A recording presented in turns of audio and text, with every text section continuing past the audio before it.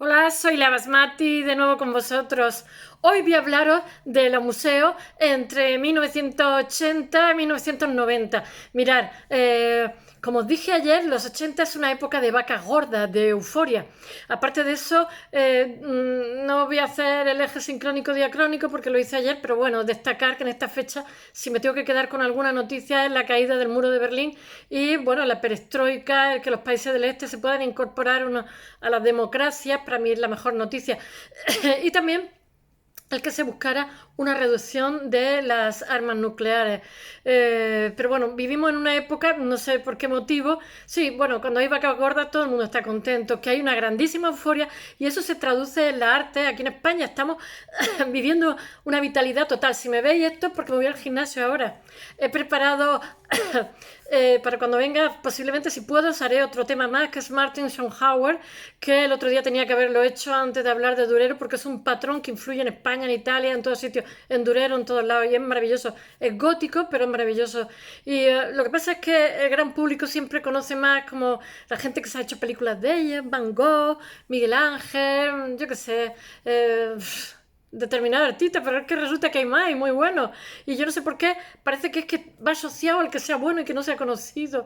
Pero bueno, luego os contaré cosas de Schoenhauer, que Martin Schoenhauer, que es un maravilloso, simplemente era el patrón de los grabados. Yo creo que los alemanes tenían que hacer la, ¿cómo se dice? La imprenta porque eran unos grabadores muy buenos. En fin, vamos a seguir. Hoy traigo patrones alemanes. Bueno, he de decir una cosa antes de empezar. Voy a hablaros de diferentes museos. He preparado un trabajo. Mirad, yo tengo fuentes, mis libros, pero realmente los saco de la biblioteca y como soy buena lectora, pues me dejo llevar, leo y después hago una pequeña síntesis. Cuando he hecho la síntesis para hablaros, que os la voy a contar ahora, me doy cuenta que el libro que leí era Taschen. Entonces, aparte de tener muy buen criterio, barría para casa, porque en realidad casi que tengo que hacer un programa para un poco enmendar este error. Y es que nosotros, entre los 80 y 90, España está viviendo la época de democracia. Es un boom tremendo y se hacen muchísimos museos, porque mirad, los alemanes nos llevan 50 años en tecnología y en muchísimas cosas, porque es una sociedad que hay que imitar en muchísimas cosas, en sus valores también. En otras cosas no, pero en eso sí, todos los alemanes que tengo de vecinos son maravillosos, cariñosos, me prestan cosas, bueno, son gente noble. Me gustan más que otras nacionalidades, vale.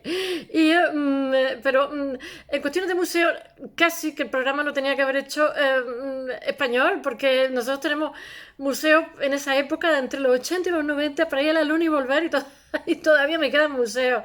Y bueno, y después de hacerlo he dicho yo, pero bueno, ¿en qué estoy yo pensando? Si tengo a Rafael Moneo con el Museo de Mérida, que es alucinante, de espectacular, bonito, yo qué sé. De hecho, lo acabó y le dieron el Pritzker, o sea, no se lo dieron por el museo, sino por su trayectoria, pero el museo, los forjados que tiene, es todo tan sobrio, tan bonito, tan de buen gusto. Y yo qué sé, el Reina Sofía, iba a decir el MoMA, el IBAM, toda España se hizo entre los 80 y los 90 de museos. Tenemos unos museos alucinantes en Galicia, en Cataluña, en Andalucía, en todos sitios hay museos alucinantes entre los 80 y los 90. Y yo aquí tan pardilla leyendo la Taschen. Bueno, chicos, ¿sabéis lo que os digo? Que esto se arregla fácilmente. Un día hablo de los museos entre los 80 y 90 españoles y así ya está. Muerto el perro, se acabó la rabia, pero hasta yo misma he dicho, pero bueno, ¿en qué estoy pensando? Que todo el mundo va a para su casa. En fin, venga, vamos a ver el análisis alemán, que tampoco está mal, porque ellos hablan de sus museos, evidentemente, hablan de lo que pasa en Estados Unidos y hablan de lo que pasa en... ¿Dónde más? Así en el Louvre. O sea, lo que ellos consideran primer mundo. Al tercer mundo nos dejan, o al segundo nos dejan por ahí en un limbo. Pero bueno, no pasa nada, los queremos. Así todos los queremos. Yo haré uno para arreglar este entuerto. Bueno, he de deciros que estamos entre los 80 y los 90. Voy a hablar de arquitectura, ¿vale? Esta noche, bueno, no os sorprendáis porque vivo arriba de un monte en una zona oscura, yo creo que la parte más oscura de una casa, y mis vídeos tardan 6 u 8 horas en subir, algunas hasta 12. Yo no sé. Hoy me voy al gimnasio a ver si sube más deprisa ahí. Debe ser porque el ángulo que tengo del edificio es chungo y porque estoy en una zona oscura. De tal manera que cuando vaya a subir el segundo vídeo, a lo mejor este ni siquiera ha subido todavía. En fin, espero que os guste. El segundo vídeo lo subiré, es de la época gótica, espero que os guste también. Venga, vamos, Alemania, entre los 80, uy, Alemania, entre los 80 y 90 la arquitectura. ¿Sabéis qué convive en esta época? ¿Cómo se llama? La posmodernidad y el deconstructivismo. Unos salen y otros entran, por decirlo de alguna forma, pero todavía están presentes en algunos proyectos de algunos arquitectos. Donde más claramente se ve, ahora esto es una síntesis de lo que voy a hacer, donde más claramente se ve esta fractura es en Norteamérica. Bueno, pues quizás porque tienen más capacidad adquisitiva, son más rápidos ejecutando las cosas, en fin, por mil motivos.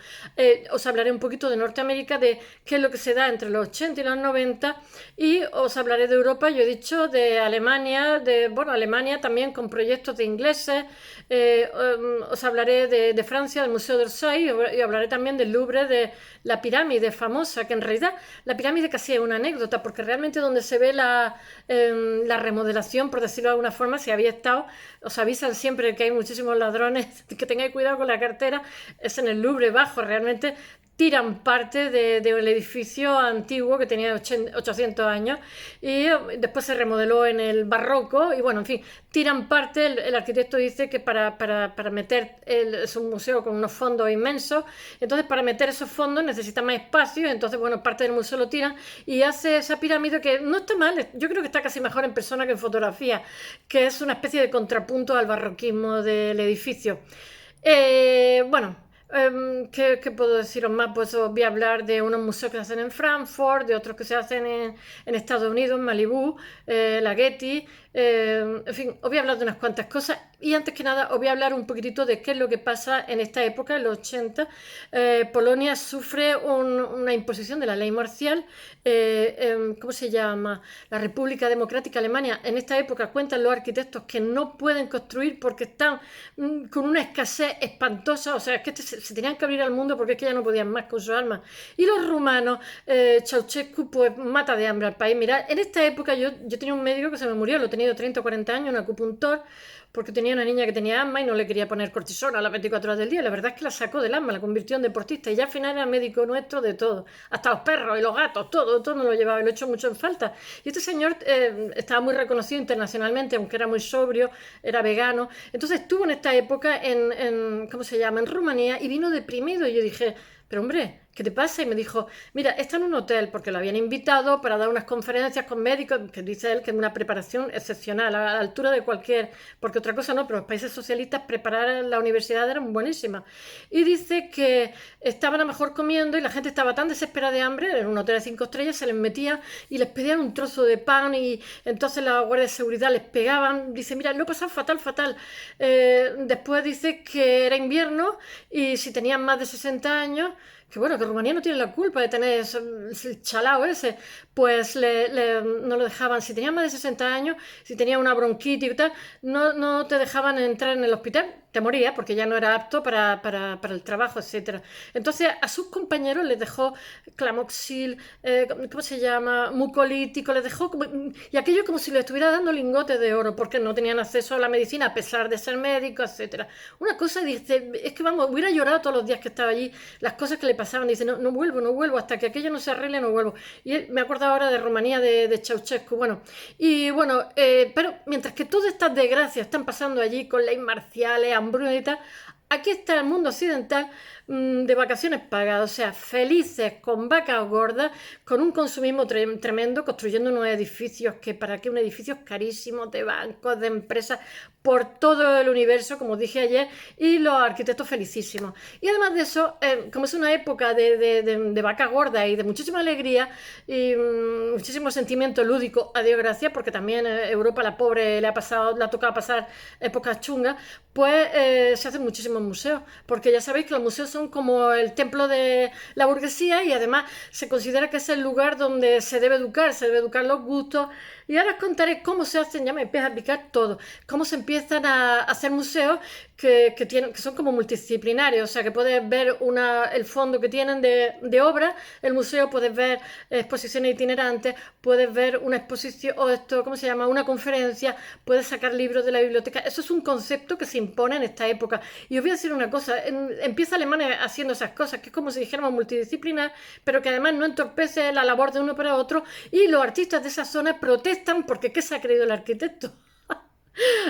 Bueno, he de deciros también, repitiendo un poco, sintetizando lo de ayer, que se ponen tan de moda los museos que todas las comunidades quieren tener museos, que todos los políticos quieren hacer museos y los museos son muy caros y entonces resulta que para hacer una baraja completa en un museo para que sea medio decente, pues tiene que tener todas las épocas, gótico, renacimiento, barroco, en fin. Y entonces todo eso a golpe de talón y todo eso influye, como dije ayer, en que suben artificialmente los precios, inflan los precios, o sea, de las subastas, y entonces todo vale burradas. ¿Por qué?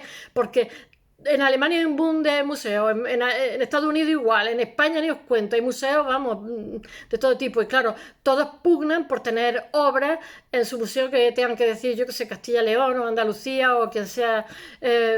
Y bueno, todo eso supone inflar los precios artificialmente. Bueno, vivimos en una época de euforia y de alegría y cada vez se hacen como, no sé si lo sabéis, amigos americanos, pero desde entonces aquí en Europa siempre hay como una ciudad cultural cada año y cada vez que había un aniversario, ahora en los 80 pues se celebraba muchísimo. He de deciros que para mí, como he dicho antes, lo mejor de los 80 son la perestroika y el muro de Berlín que se abate, lo de las Malvinas, preferible no acordarse y todas las cosas, y lo de Tiananmen, un horror. Pero bueno, mejor vamos a pensar en positivo. Bueno, que hay una capital europea, como he dicho, desde los 80, que todos los años se dice, bueno, Múnich, capital europea, o yo qué sé, o Valencia, o tal. Hay como cada año candidatas porque eso supone que te visita más gente, etcétera. Bueno, hasta el COVID, ahora ya no sé si... Y entonces, ya sabéis que a finales del 80 hay dos arquitectos que son Michael Graves y Charles Moore, que tenían un sentimiento lúdico a la hora de hacer, son postmodernos, a la hora de hacer proyectos, y ellos entran también en los 80 con ese mismo sentimiento lúdico. Y los proyectos que se van a hacer ahora, entre los 80 y los 90, van a ser todos unos proyectos muy alegres, siempre mirando al futuro esperanzado, como casi la posmodernidad del principio del siglo. Porque hay prosperidad, es que cuando todo el mundo tiene la barriga llena, estamos más contentos. Bueno, y que hay pleno empleo, bueno, hay casi pleno empleo, nunca hay, es imposible. Y hay muchísimo consumo. Entonces incluso da la impresión que el verdadero problema social del mundo occidental es cómo emplear las horas de ocio que cada vez son mayores. Y bueno, y todo esto, la posmodernidad se va desvaneciendo, pero todavía pega coletazos en ¿cómo se llama? En los proyectos que hay de los arquitectos. Y bueno, deciros que, como os dije ayer, se hacen megaproyectos donde hay una megalomanía a la hora de hacer bancos, edificios, a ver quién tiene el edificio más alto, pero eso va desde los países emergentes, o sea, de economías que están bollantes, desde Bangkok a Yakarta y yo qué sé, desde París a Chicago, todo el mundo a ver quién hace el edificio más con, ¿cómo diría yo?, más icónico, más rumboso, más caro, con los materiales más caros, bueno, pasando por Frankfurt, en fin, es una auténtica obsesión, y ya os digo, los arquitectos felices. Pero bueno, aunque todavía la posmodernidad está por ahí pegando coletazos, se nota una nueva tensión en la arquitectura, porque emergen otras sensibilidades. Ya sabéis que lo de la sensibilidad, cada generación tiene derecho a reescribir su historia. Esta frase no es mía, es de los formalistas rusos de principio de siglo, que son muy bonitas. Os los recomiendo que los leáis cuando tengáis tiempo, porque os vais a sorprender de las cosas que dicen, lo moderno y lo actuales que son. Por eso los copiaron tanto. Bueno, y entonces lo único que pasa en esta época, que sí que está claro, aunque eso ya venía de los años 70, es que se quiebra el concepto de la modernidad clásica, como de los cubos blancos perfectos, sin ornamentación, del racionalismo. Y entonces... bueno, que la arquitectura de los 80 es una arquitectura festivalera, con tanto museo y tanta creación en los países y en las ciudades, de edificios, yo que sé, icónicos y numereros. Bueno, que, entre otras cosas, porque también os voy a decir algo, entre otras cosas porque también eso se ha quejado la gente en todas las ciudades, se ha convertido como una especie de parque temático gigantesco las ciudades, ¿no? Tú llegas a una ciudad y dices, ¿tú qué puedo ver? Y te dicen, pues el museo no sé qué, el parque no sé cuánto y tal. Y entonces las ciudades, como ese es un tipo de turismo caro, eso ha hecho que incremente el suelo y que los habitantes de las ciudades hayan tenido que ir a los extrarradios porque es imposible vivir en el centro de la ciudad como pasaba con Barcelona, no sé si sigue pasando, que ya la barbaridad barbaridad de turistas que había impide totalmente a la gente, y entonces, bueno, cogen y se van al extrarradio porque no puede llevar una vida con niños pequeños, de supermercado y tal, en un sitio donde está todo llenísimo de turistas que también inflan los precios, ¿sabéis? Y bueno, al final, bueno, y aparte que las guarderías se van de ahí, los colegios se van de ahí, todo, al final expulsan a los ciudadanos. Eso es una cosa, es una queja muy grande bueno, y también esa gente que viene, esos turistas, muchas veces se compran casas, etcétera. Es una queja muy grande por cualquier punto del mundo. No sé, a partir de la epidemia cómo habrá quedado, porque bajaron los precios del suelo un 15%. Al principio, no sé, porque esto se restablece en nada y menos, pero no sé cómo habrá quedado. Bueno, ¿por dónde iba yo? Que bueno, que los museos son los templos de educación burguesa y que tienen una capital importancia, y entonces todo el mundo quiere tener un museo cerca y donde poder disfrutar, y que entonces las obras de Van Gogh, Picasso y todo esto, pues se inflan los precios y se desarrolla una cultura de exposiciones, todo hasta entonces desconocida, la itinerante. Yo lo he vivido eso un poco en el Iván en Valencia. Aquí en Almería un poco menos, porque aquí no nos llega nada.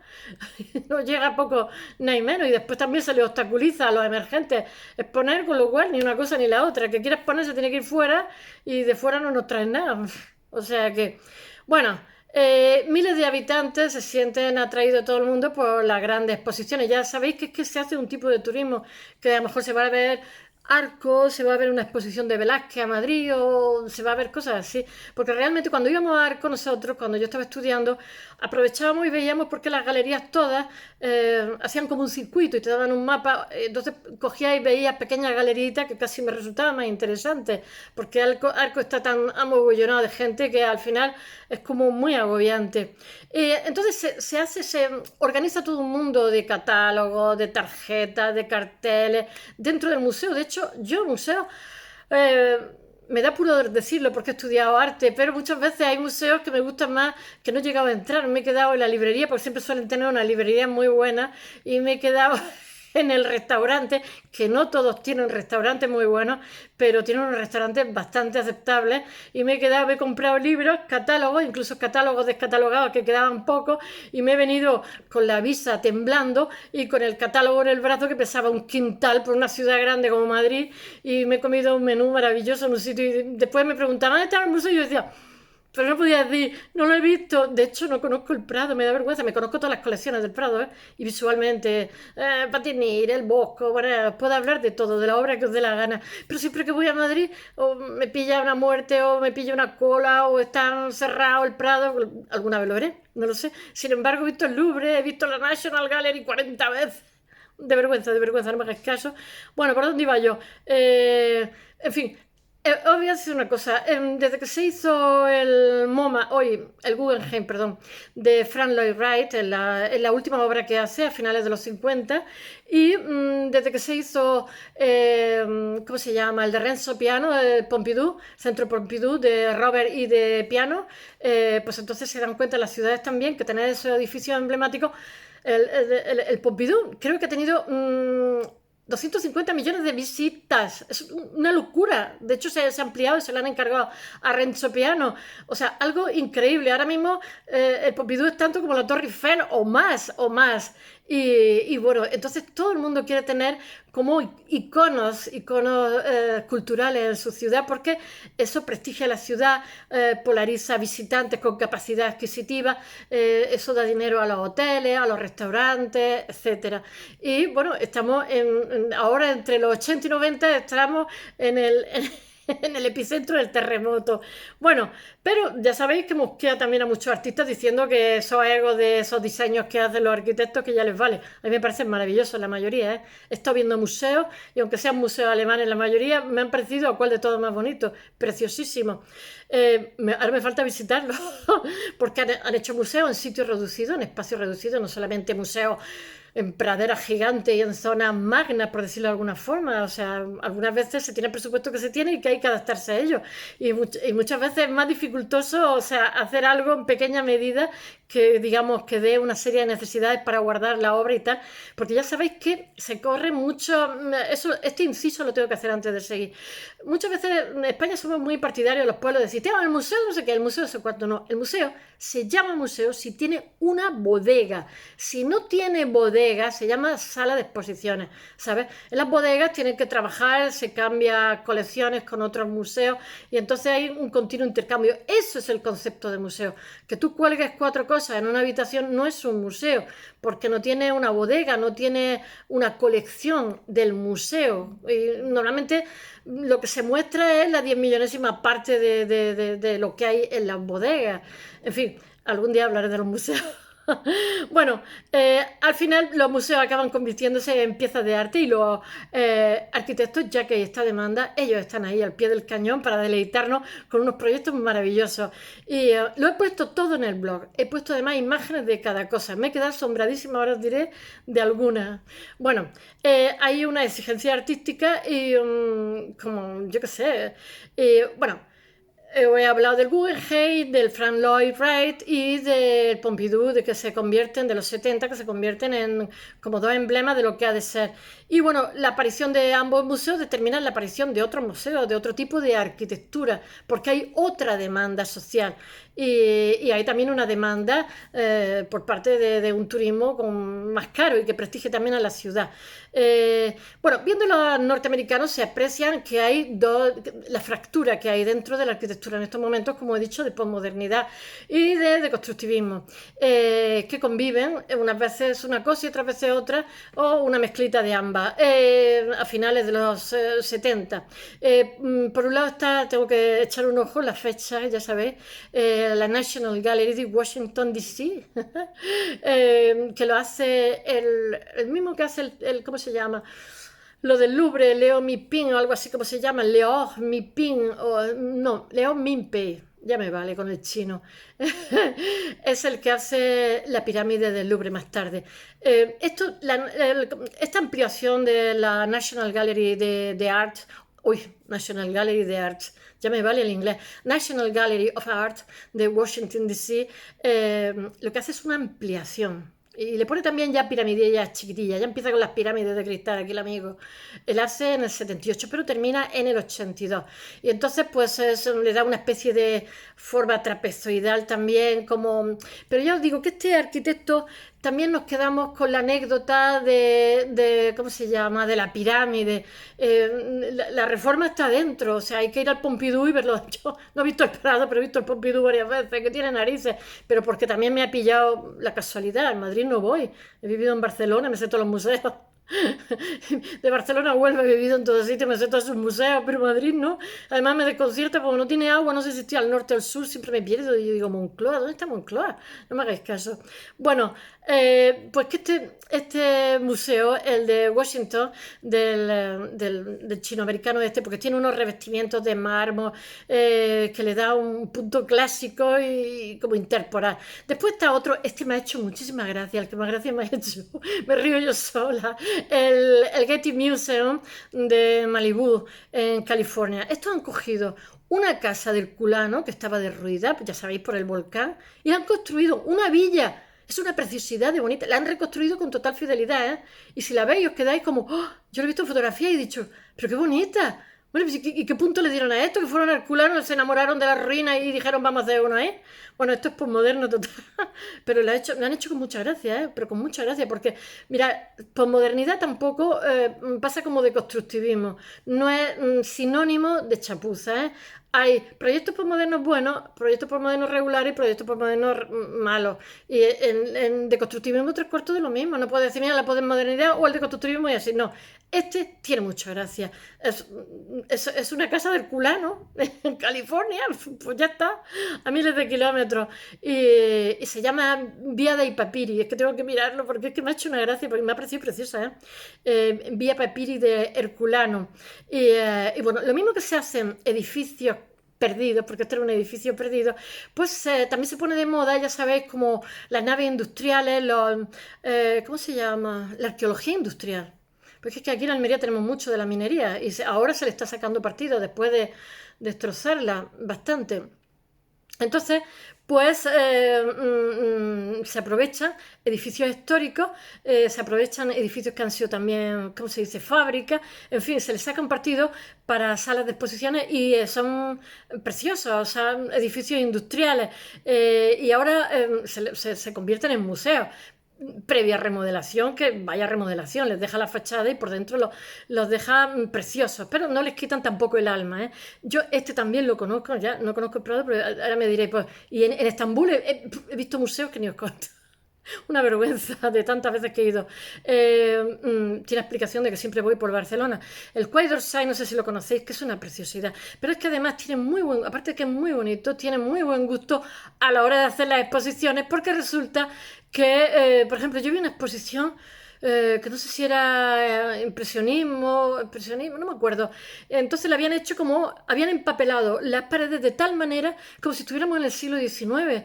Y entonces han puesto los cuadros de esa época, porque una de las críticas que hacen, que hacemos, la gente que estamos dentro del arte, es que yo que sé, Mademoiselle d'Avignon las ponen en una sala que parece que es un quirófano, ¿no? Las prostitutas, y es como, uf, como están como descontextualizadas, ¿no? Es maravilloso que esté todo limpio y tal, no la van a exponer en un burdel, ¿no? Por supuesto, pero quiero deciros que se descontextualiza la obra de lo que es la obra para lo que va destinado, que al final es como una cosa raruna, y eso se tiene muy en cuenta también en la escultura. Cuando vas a hacer una escultura tienes muy en cuenta el contexto, para que tu ego no sea una cosa que surge en medio de la nada, sino que tengas en cuenta todo lo que hay alrededor. Bueno, pues el museo este de Quai d'Orsay, que no sé cómo se dice en francés, que está en París, hace unas exposiciones de absolutamente buen gusto, y era una estación. He puesto unas fotos muy bonitas, y este lo hacen los arquitectos, lo tengo que leer porque no me lo sé de memoria, Gauletti y Italo Rota, y bueno, desde el año 86, y tiene una colección permanente de pintura impresionista, y tiene también, ¿cómo se llama? Itinerantes, o sea, exposiciones itinerantes que están, en fin, ya a partir de una época, a partir de ahora, los 80, los museos se tienen como si dijéramos en diferentes versiones, diferentes disciplinas, para que puedas sacar libros, o ver un espectáculo, o ver una película, o ir a una conferencia. O sea, es como, tiene que ser como un centro de arte. Me parece muy bien esa, para que no sean lugares muertos. Bueno, en Frankfurt en Mir, ahora veréis qué nombre alemán, ¿eh? Al final lo que he hecho es que, como sé un poquito alemán, traducirlo, porque ellos juntan las palabras, galería estatal con no sé qué, no sé cuánto, y sale ahí 20 sílabas. Bueno, en Frankfurt se hace como una milla de museo en torno al Meno. Y está, tengo que leerlo en alemán primero, el Museo für Kunsthandwerk, que es de Richard Meyer, que lo hace entre el 79 y el 85. Que este museo es un poco de modernidad, es muy blanquito, muy sobrio, con unas cristaleras. Lo he puesto en el blog, y tiene una fachada. Este se hace a la vez que otro museo. Es un museo que está como constreñido, ¿eh? No es un museo que tiene un espacio muy amplio. Se hace otro que se llama Deutsches Architekturmuseum, es un museo de arquitectura alemana, y es muy bonito. También está constreñido, ¿eh? Se hace entre el 79 y el 84, y lo hacen Oswald Matthias Unger. Por eso, cuando he hecho varios de estos, digo yo, ¿qué editorial tiene esto? Taschen, lo sabía. No importa, un día hago de museo español, que en esta época teníamos una vitalidad, se vendía todo en arte, como nunca, como nunca, y se hacen muchísimos museos. Adiós, gracias, pienso que es un patrimonio para todos. Pero ya sabéis que los españoles somos muy fascinerosos, hacemos el museo más grande también, aunque no tengamos para otras cosas. Bueno, son dos ejemplos de, porque siempre hemos sido artistas, son dos ejemplos de arquitectura moderna que se tienen que, los dos que he dicho, se tienen que constreñir a espacios pequeños, ¿eh? Y con muy buenos resultados. Después está otro museo que es de Holland. Este me encanta. Este es un museo feito, pero sin embargo por dentro es muy interesante. Holland se llama Stadisches Museum Arbeiter en Mönchengladbach. El nombre. Este está en un espacio grande y amplio. Este Holland hace un museo y tiene la protesta de todos los artistas de la zona, diciendo que ha hecho su museo. No me parece mal que haya hecho su museo, porque era su proyecto, y además hace, ¿cómo diría yo? Es un poquito posmoderno, ¿eh? El proyecto, pero es bonito, ¿eh? Entonces lo que hace son como diferentes lugares en los que pueden darse simultáneamente diferentes cosas a la vez, y entonces, en función de la jerarquía que él le ha querido poner, o sea, que esté viendo una película, otro viendo una, ¿cómo se dice?, una conferencia o una exposición de su fondo, o una exposición itinerante, sin que, digamos, colisionen unos con otros, y en función de la jerarquía que él le ha querido dar, pues son de unos materiales u otros. Eso me ha hecho mucha gracia. Y no veas, tuvo una polémica pero fuerte. No me desagrada el museo en general. Es un museo grave, no es leve, porque la mayoría de museos que os estoy contando, casi todos, suelen tener un aspecto lúdico de los 80, pero este no, este es mucho más grave, el de Holland. Y bueno, que es parte de la euforia museística más, porque hay una cantidad de presupuestos para museos tremenda. Y bueno, ¿qué más puedo decirlo? Eh, que, que no sé dónde tengo la chuleta. Bueno, él al vestíbulo le llama templo de acceso. Es que es como cuando vas a un restaurante caro y te dicen, en vez de pedir sopa de pollo, y te dicen sopa de ave. Pues sí, sí, eso mismamente. Los eufemismos me hacen muchísimas gracias. Bueno, ahora os voy a contar uno del que os he hablado, porque yo he hablado de Stirling un solo día, y entonces hay uno que es otra vez otro nombre alemán, por eso miré que era la editorial alemana, Gutenbergische Stadtgalerie, Galería Estatal de Gutenbergische. Mirad, es un museo que lo hacen dos ingleses, geniales, James Stirling, me encanta, y Michael Wilford, o Wilford, no lo sé, en 1977-1984. De este museo ya os he hablado. Es una preciosidad. Es una casa antigua sobre una plaza antigua. Tiene un guiño a... Hace como una plaza, ¿cómo diría yo? Como si fuera romana o griega. Le echa un guiño al Museo de Berlín de Schinkel. Eso es la deducción que he sacado, que te recuerda un poquito el Panteón romano. Y entonces, pues, pero lo hace muy bonito, de muy buen gusto, porque él hace como que respeta la fachada, respeta el edificio antiguo, respeta la plazoleta, sin embargo, en la parte de atrás hace de mangas capirotes, lo hace modernísimo. Pero a su vez, después tiene una placeta que la hace como si dijéramos de antigüedad clásica. Pero es que Stirling, que es un poquito posmoderno también, él viene de, ¿cómo se dice?, de la arquitectura brut, del brutalismo.